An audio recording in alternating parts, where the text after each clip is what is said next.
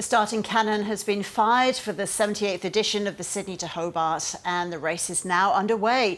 Over 100 yachts have taken off from Sydney Harbour. We have reporters Sean Tarrant-Goodwin, who's at the starting line, and Nabil Al-Nashar, who's at Watson's Bay. Let's go first to you, Sean. How are your sea legs?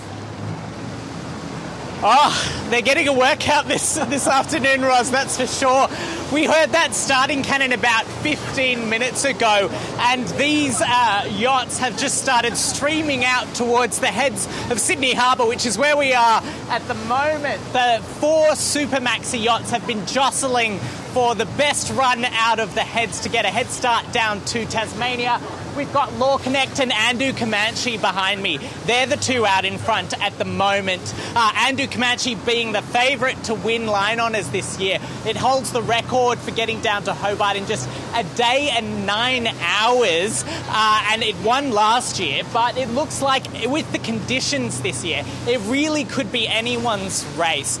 We've had some fairly light winds in the harbour, but it's going to be smooth sailing down to Hobart by no means this year.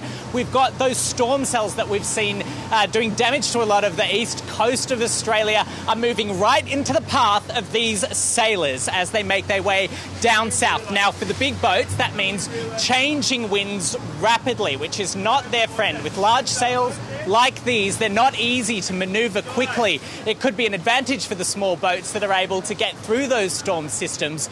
But like I said, they're very changeable conditions to see what that storm system does. So it really could be anyone's race this year. But like I said, Ros, we've got more than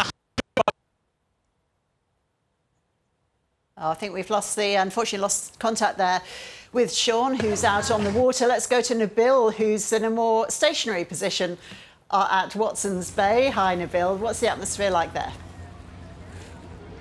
Well, Roz, it's not much drier than where Sean was just a second ago. It was raining heavily here, but then it was sunny before and sunny again right after. So a bit of eclectic atmosphere, but also one that's full of excitement. A lot of people showed up to this gorgeous spot where I am at Watson's Bay to get a front row seat, just that perfect side view of the front line, of the start line, those boats coming through. The big exciting moment just passed a few minutes ago. Everybody with their cameras out.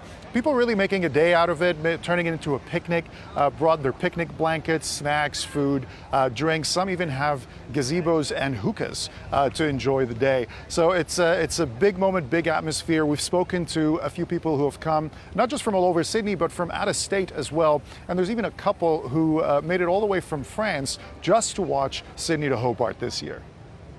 I think it's my 3rd time to Sydney, my first time viewing the race, which I'm really excited about. So I'm in for whatever the race brings. I grew up in Sydney, but I've never seen the race start. Our mum's a sailor, so we thought we would spend the day. In France, I'm retired. I'm in holidays in Australia. We have a sailing boat in France. We are living in Nice, and Sydney is the place to be. As you heard, it's quite lovely out here today, so I think a lot of people are staying. They're still making a day out of it, even though the race has already started, and a lot of people will be following it online. But for those out here in Watson's Bay, they're just running with it, continuing the festivities on their own.